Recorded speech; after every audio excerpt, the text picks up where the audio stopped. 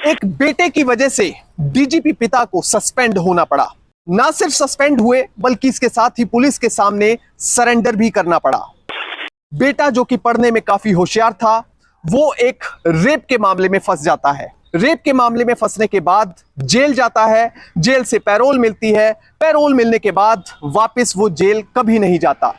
अब जो पैरोल इस लड़के को मिली थी, वो मिली थी पिताजी की गारंटी पर, जो कि एक सीनियर आईपीएस अधिकारी थे। अब जब ये लड़का वापस जेल नहीं पहुंचा तो पिताजी, जो कि एक सीनियर आईपीएस अधिकारी और डीजीपी थे, उन पर सवाल खड़े होना लाजमी था।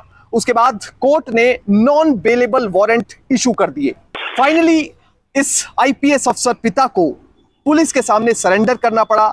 ना सिर्फ पुलिस के सामने सरेंडर किया बल्कि इसके साथ ही उन्हें सरकार की ओर से नौकरी से सस्पेंड कर दिया गया। जो बेटा था वो जेल से भागकर एक नकली आइडेंटिटी के बेस पर एक सरकारी नौकरी प्राप्त कर चुका था।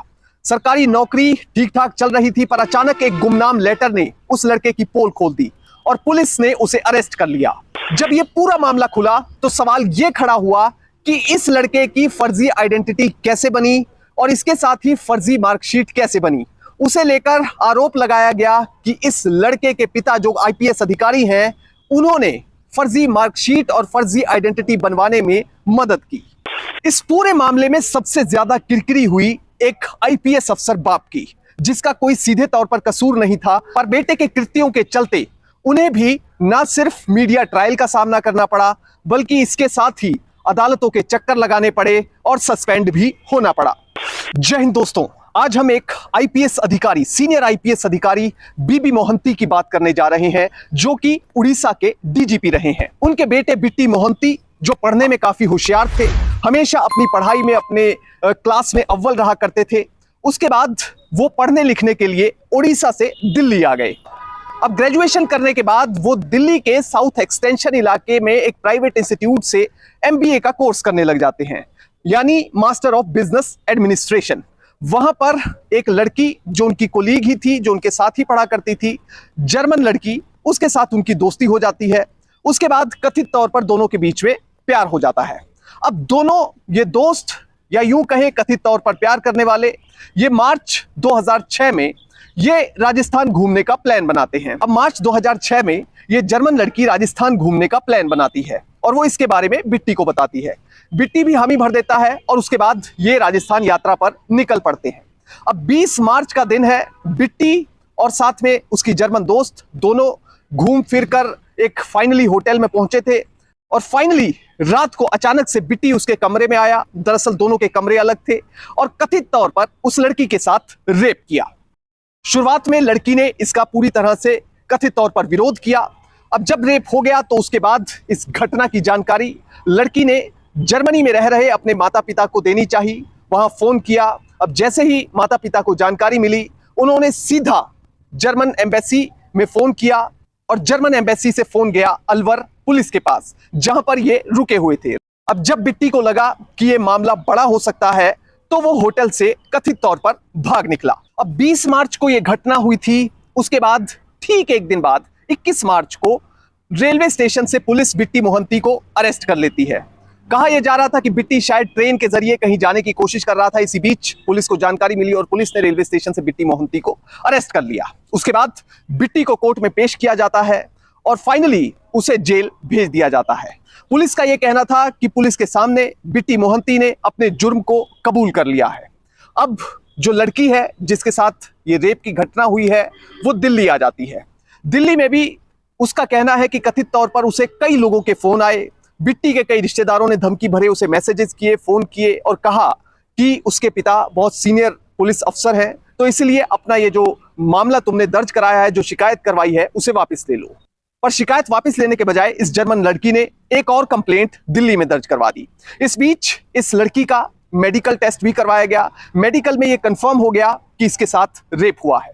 उसके बाद बिट्टी मोहंती और उनके पिता जो सीनियर आईपीएस अधिकारी थे, उनके लिए समस्या खड़ी हो गई और समस्या छोटी से बड़ी और बड़ी से और बड़ी होती चली गई। आमतौर पर रेप के जो मामले होते हैं उनमें 3 या 4 या 5 साल में सजा होती है, पर यह एक हाई प्रोफाइल मामला था, तो इसमें एक फास्ट ट्रैक कोर्ट का गठन किया गया और उस फास्ट ट्रैक कोर्ट ने मात्र 10-11 दिन में ही सजा का जो क्वांटम ऑफ पनिशमेंट है उसका ऐलान भी कर दिया। देखिए 20 मार्च को यह घटना हुई थी साल 2006 में और 1 अप्रैल 2006 को फास्ट ट्रैक कोर्ट में सुनवाई शुरू हो चुकी थी। तकरीबन 30 से लेकर 40 लोगों की इस मामले में गवाही हुई और 11 दिन में कोर्ट ने इस मामले में अपना फैसला दे दिया। फाइनली बिट्टी मोहंती को इस मामले में 7 साल की जेल हुई, इसके साथ ही 10,000 रुपए जुर्माना किया गया। अब ये जब सब कुछ हो जाता है तो लड़की वापस जर्मनी चली जाती है। वो भी सदमे में थी, जो कुछ हुआ पूरे मीडिया में सुर्खियां बन गई और इस बीच जो बिट्टी मोहंती है उसे जेल भेज दिया जाता है। शुरुआत में उसे अलवर जेल भेजा जाता है और फाइनली उसकी तबीयत ठीक ना होने के चलते और अदर मेडिकल रीजंस की वजह से उसे अलवर की जेल से जयपुर सेंट्रल जेल में शिफ्ट कर दिया जाता है। अब देखिए एक लड़का जो कि पढ़ाई लिखाई में बहुत ही अच्छा, बहुत ही होशियार और अव्वल रहता था, वो अब जेल में पहुंच चुका था। उसके बाद अब कोशिश की गई कि किसी तरह से बिट्टी मोहंती को पैरोल मिल जाए। इस बीच उसकी जो ग्रैंड मदर है, उसकी जो दादी हैं, वो बीमार हो जाती हैं और बिट्टी मोहंती एक पैरोल एप्लीकेशन मूव करता है, यानी पैरोल के लिए अप्लाई करता है। अब जब वो पैरोल की एप्लीकेशन मूव करता है तो उनके गारंटर बन जाते हैं उनके पिता, जो कि एक सीनियर आईपीएस अधिकारी और उस समय डीजीपी थे। वो गारंटर बन जाते हैं, वो श्योरिटी लेते हैं कि ये वापस आएगा और उसे 14 दिन की पैरोल मिल जाती है। अब ये पैरोल 20 नवंबर से 4 दिसंबर तक की दी गई थी, यानी 4 दिसंबर को वापस रिपोर्ट करना था बिट्टी मोहंती को जेल में। अब इस बीच होता यह है कि बिट्टी अपने घर जाता है। एक एप्लीकेशन बीच में मूव की जाती है कि बिट्टी की सेहत सही नहीं है, मेडिकल रीजंस की वजह से उसकी पैरोल को एक्सटेंड किया जाए। जब पैरोल एक्सटेंड होने की एप्लीकेशन पहुंचती है तो उसके बाद उसकी एप्लीकेशन पर गौर किया जाता है और फाइनली वो एप्लीकेशन एक्सटेंशन की रिजेक्ट कर दी जाती है। अब इस बीच 4 दिसंबर का दिन आ चुका है पर बिट्टी वापस जेल नहीं पहुंचा। अब जैसे ही समय गुजरता है तो फाइनली जो गारंटर हैं जिन्होंने श्योरिटी ली थी वो उनके पिता थे, जो कि एक सीनियर आईपीएस अधिकारी और डीजीपी थे। उनसे पूछताछ की गई, उन पर सवाल खड़े हुए, उनसे कई तरह का पत्र व्यवहार भी सरकारी किया गया और पूछा गया कि उनके बेटे कहां हैं। पर बीबी मोहंती आईपीएस अधिकारी ने कोई सीधा जवाब नहीं दिया। उन्होंने कहा कि मुझे भी नहीं पता कि वो कहां है। इस बीच उन्होंने एक बयान ये भी दिया कि मेरा लड़का डिप्रेशन में चल रहा था, वो काफी दुखी था, ये भी हो सकता है कि वो शायद कहीं चला गया हो या फिर वो इस दुनिया में ना हो, क्योंकि ऐसा नहीं हो सकता कि वो परिवार को बताए बिना कहीं चला जाए। अब इस बीच जो डीजीपी थे, जो फादर थे, उनके लिए समस्या बढ़ने लगी, दबाव बढ़ने लगा। कोर्ट ने नॉन बेलेबल वारंट इशू कर दिया, यानी गैर जमानती वारंट। अब कोई जमानत नहीं मिल सकती थी, इसके लिए वो फिर कोर्ट पहुंचे और उन्होंने एंटीसिपेटरी बेल अप्लाई कर दी। उन्होंने एंटीसिपेटरी बेल इस वजह से अप्लाई की कि कहीं उनकी गिरफ्तारी ना हो जाए, पर एंटीसिपेटरी बेल को कोर्ट ने रिजेक्ट कर दिया। और फाइनली जो डीजीपी पिता थे, जिनके सामने जो पुलिस के सारे अधिकारी रिपोर्ट किया करते थे, उन्हें उसी पुलिस के सामने सरेंडर करना पड़ा। सरेंडर के बाद डीजीपी ने फिर से बयान दिया कि मेरा बेटा डिप्रेशन में था, अगर वो कहीं जाता तो घर ही आता, हमसे ही कांटेक्ट करता, पर वो घर में नहीं है, उसने हमसे कांटेक्ट नहीं किया। हमें खुद दुख है और हमें लगता है कि वो शायद अब इस दुनिया में भी नहीं है। जब डीजीपी ने यह बयान दिया, अब धीरे धीरे समय गुजरता गया और मीडिया में खबरें लगनी कम हो गई। सब धीरे धीरे जैसे इस केस को भूलते जा रहे थे। अब 1 साल बीता, 2 साल बीता और करते करते करते 5-6 साल का समय बीत चुका था। घटना साल 2006 की थी और उसके बाद अब जो है समय गुजर गया और अब आ गया साल 2013। 9 मार्च के दिन अचानक से एक खबर आती है कि केरल में पुलिस ने बिट्टी मोहंती को गिरफ्तार कर लिया है। अब घटना के 7 साल बाद अचानक ये खबर आई तो फिर से मीडिया और लोगों के माइंड में एक बार वही चीज पुनः जागृत हो गई, जो केस पूरे देश में एक सबसे बड़ा मीडिया ट्रायल और इसके साथ ही रेप का मामला था। अब इस पूरे मामले की बैकग्राउंड है क्या? दरअसल हुआ ये कि जब कथित तौर पर बिट्टी मोहंती पैरोल पर रिहा हुआ तो वहां से छूटने के बाद वो आंध्र प्रदेश पहुंचा और आंध्र प्रदेश में पुट्टापर्थी एक इलाका है जहां पर सत्य साईं का एक बहुत बड़ा आश्रम है। वो उसके पास एक किराए का कमरा लेकर रहने लगा। अब जब वो वहां पर रहने लगा उसके बाद उसने अपना नाम भी बदल लिया था, नाम रख लिया था रमन राघव। रमन राघव के साथ ही उसने अपने सारे बाल मुंडवाए, अपनी मूछें बड़ी बड़ी कर ली और एक लुंगी डालकर जो है वो आमतौर पर बाहर जाया करता। अब फाइनली सत्य साई ट्रस्ट का ही एक स्कूल था, वहां पर वो जाकर एक दिन हेडमास्टर को मिलता है। अब हेडमास्टर से जब बात कर रहा होता है तो हेडमास्टर भी हैरान होते हैं कि इतना सीधा साधा लड़का जो कि इंटेलिजेंट भी लग रहा है, पर इस मॉडर्न जमाने में इतना सादापन क्या ये सचमुच हो सकता है?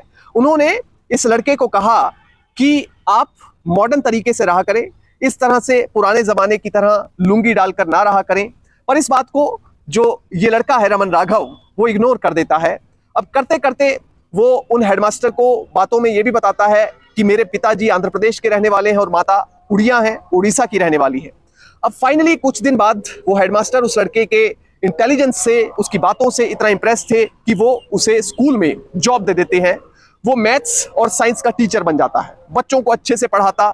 एफिशिएंसी भी रमन राघव की बहुत अच्छी थी। कुछ समय बाद ही उसको एक कॉलेज में जॉब मिल जाती है लेक्चरर की, तो वहां पर वो लेक्चरर के तौर पर काम करने लगता है। अब इस बीच वो हेडमास्टर उसे सलाह देते हैं, तुम क्यों नहीं एमबीए का कोर्स कर लेते, तुम इतने इंटेलिजेंट हो। और वो चिन्मय मिशन मैनेजमेंट इंस्टीट्यूट में एडमिशन ले लेता है एमबीए के कोर्स में। अब ये जो इंस्टीट्यूट है वो केरल में था, तो उसे अब केरल जाना था। पर इस बीच वो केरल जाने के लिए अपना वो कमरा जो उसने पुट्टपर्थी में किराए पर लिया था वो उसे नहीं छोड़ता, बल्कि वो उसका मार्च तक का किराया जमा करता है। और किराया जमा करके मकान मालिक को कहता है कि मैं यहीं पर रहूंगा, आता जाता रहूंगा, आप इसे मेरे लिए होल्ड ही रखें। और वो वहां से केरल रवाना हो जाता है अपना एमबीए करने के लिए। एमबीए में भी वो बढ़िया से अपने नंबर लेकर आता है, फाइनली एमबीए भी क्लियर हो जाता है। इस बीच होता यह है कि जब एमबीए के दौरान छुट्टियां होती थी तो वो वापस पुट्टपर्थी आता, अपने उस किराए के कमरे में रहता। इस बीच उससे एक अंकल आंटी भी मिलने आया करते। शक ये है कि वो शायद बिट्टी मोहंती के माता पिता थे, जो बीच बीच में अपने बेटे को देखने वहां पर आया करते थे। पर बाद में ये होता है कि उसी स्कूल के हेडमास्टर एक बार फिर से रमन राघव को सलाह देते हैं, तुम क्यों नहीं एक बैंक का एग्जाम देते, पीओ का एग्जाम देते, तुम उसमें सेलेक्ट हो सकते हो क्योंकि तुम्हारा मैथ्स भी अच्छा है, पढ़ाई में बहुत अच्छे हो, एक बार एग्जाम देकर देखो। उसके बाद रमन राघव भी अपना मन बना लेता है, वो बैंकिंग के पीओ के एग्जाम में बैठ जाता है, एग्जाम क्लियर हो जाता है और साल 2012 आ चुका था। साल 2012 में उसका बैंकिंग का एग्जाम क्लियर हुआ और उसने state bank of Travancore join कर लिया। अब रमन राघव ने केरल के स्टेट बैंक ऑफ त्रावणकोर की जो कन्नूर की ब्रांच थी मडाई में, वहां पर ज्वाइन किया था।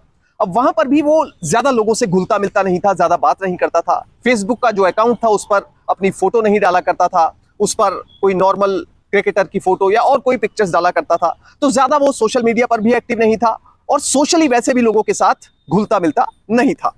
अब इस बीच होता यह है कि जब वो बैंक में काम कर रहा होता है तो उसी की बैचमेट जिसने उसी के साथ एग्जाम क्लियर किया था, उसके साथ उसकी दोस्ती बढ़ जाती है। अब ये दोस्ती थोड़े समय में प्यार में तब्दील हो जाती है।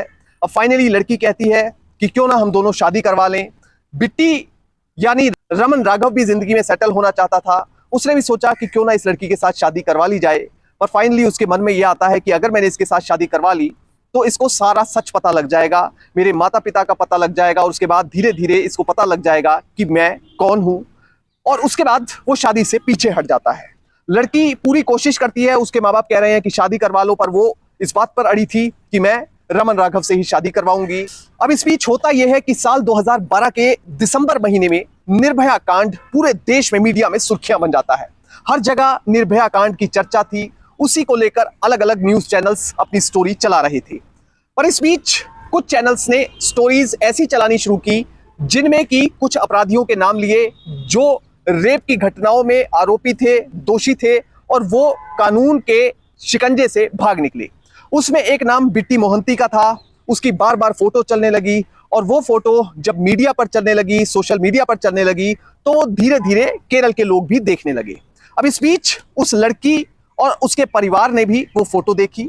परिवार ने कहा कि ये जो बिट्टी मोहंती है, इसकी फोटो रमन राघव से बहुत ज्यादा मिलती है। उन्हें बड़ी हैरानी हुई, पर कोई बात नहीं। कुछ समय बाद एक लेटर आता है स्टेट बैंक ऑफ त्रावणकोर की उस ब्रांच में जहां पर रमन राघव काम कर रहा था। यह लेटर गुमनाम लेटर था, मैनेजर के नाम लिखा गया था। अब जब मैनेजर उस लेटर को खोलते हैं तो उसमें कुछ ऐसी बातें लिखी थी जिन्हें पढ़कर उनके पैरों तले जमीन निकल जाती है और वो हैरान रह जाते हैं, परेशान हो जाते हैं।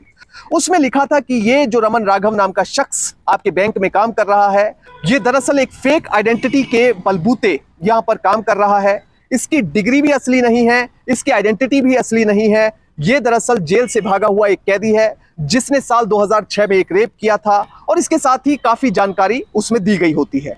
अब जब बिट्टी मोहंती के बारे में वो मैनेजर जानकारी जुटाता है, उसकी फोटो देखता है और रमन राघव से उसकी फोटो मिलाने की कोशिश करता है, तो उसे भी लगता है कि शायद ये जानकारी बिल्कुल सही है।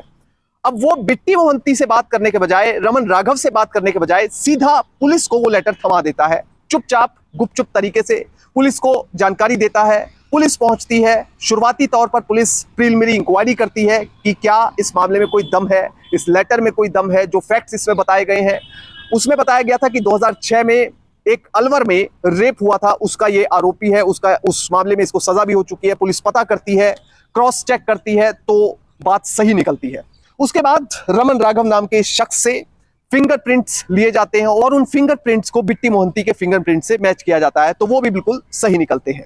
अब पुलिस को पूरी तरह से यकीन हो चुका था कि बिट्टी मोहंती जो है वो रमन राघव ही है। और फाइनली 9 मार्च 2013, पूरे 7 साल बाद जयपुर पुलिस वापस उसे लेकर आती है राजस्थान में और उसे जेल में बंद कर दिया जाता है। इस बीच 2017 में बिट्टी मोहंती को रेप के मामले में जमानत भी मिली। पर इस पूरे मामले में जो सबसे बड़ी सजा मिली वो मिली इस बाप को, बिट्टी मोहंती के बाप को। जो पिता अपने बेटे का साथ देना चाहते थे, शायद कोशिश भी की होगी मगर साथ दे नहीं पाए, बेटे को बचा नहीं पाए। अगर बिट्टी मोहंती अपनी सजा पहली बार में ही काट लेता तो 2013 में वो रिहा होकर बाहर आ जाता, मगर उसने भागना ठीक समझा। जब वो जेल से भागा तो उसके बाद 2013 में जब वो अपनी सजा पूरी करता तो उस साल में वो पकड़ा गया और बाद में उसकी सजा जो है धीरे धीरे पूरी हुई। दूसरा जो सबसे बड़ी सजा मिली वो पिता को मिली, जो कि डीजीपी रैंक के अफसर थे। उनको नौकरी से सस्पेंड किया गया। 2-2.5 साल बाद सस्पेंड होने के उसके बाद बीच में समय ऐसा भी आया कि नॉन बेलेबल वारंट भी उनके खिलाफ इशू किए गए। उन्हें पुलिस के सामने सरेंडर भी करना पड़ा। पुलिस ने उनसे पूछताछ भी की। फाइनली हालांकि बिट्टी मोहंती के पिता बीबी मोहंती आईपीएस अधिकारी को क्लीन चिट भी पुलिस की ओर से दी गई कि उन्होंने किसी भी तरह का कोई क्राइम नहीं किया है। और खास तौर पर जो सर्टिफिकेट बनवाए गए थे बिट्टी मोहंती के, उन्हें लेकर पुलिस को शक था कि क्या ये सर्टिफिकेट बिट्टी मोहंती के पिता जो कि एक आईपीएस अधिकारी हैं उन्होंने बनवाए हैं। तो पुलिस ने फाइनली उन्हें क्लीन चिट दे दी कि ये जो जाली एजुकेशनल सर्टिफिकेट हैं ये उसके पिता बीबी मोहंती ने नहीं बनवाए। और सब जो आरोप लगे थे उनसे बरी एक पिता हो गए। इसके साथ ही कुछ धाराएं समझ लेते हैं जो इस मामले में लगी। बिट्टी मोहंती के ऊपर जो केस चला रेप का, वो चला 376 आईपीसी सेक्शन के तहत, जिसके तहत अगर कोई भी व्यक्ति किसी का रेप करता है लड़की का तो उसमें मिनिमम 7 साल की सजा होती है और जो लाइफ इंप्रिजनमेंट तक जा सकती है, 10 साल की सजा भी हो सकती है। इसके साथ ही फाइन भी इसमें किया जाता है। वहीं दूसरी ओर जो बिट्टी मोहंती के पिता बीबी मोहंती आईपीएस अधिकारी हैं, उनको जब अदालत ने नॉन बेलेबल वारंट इशू किए तो उन्होंने एंटीसिपेटरी बेल लगाई। वो जो एंटीसिपेटरी बेल लगाई गई वो लगाई गई सीआरपीसी सेक्शन 438 के तहत। उसमें जो है वो प्रावधान है direction for grant of bail to person apprehending arrest, क्योंकि उन्हें डर था कि उन्हें किसी भी समय गिरफ्तार किया जा सकता है, इसलिए उन्होंने ये एंटीसिपेटरी बेल की एप्लीकेशन लगाई। हालांकि वो रिजेक्ट हो गई। इसके साथ ही जो बिट्टी मोहंती ने सबसे बड़ी गलती की वो पैरोल में भाग गया। उसमें उस दौरान उनके पिता पर 420C से लेकर और भी कई तरह के जो मामले थे वो भी लगाने की बात कही जा रही थी, पर फाइनली पुलिस ने उन्हें उनसे क्लीन चिट दे दी। पर बिट्टी मोहंती जो जेल से भागा था उसके खिलाफ कई और मामले चलने शुरू हो गए, क्योंकि उसने कानून को धोखा दिया था। वो कानून से दूर भागने की कोशिश कर रहा था।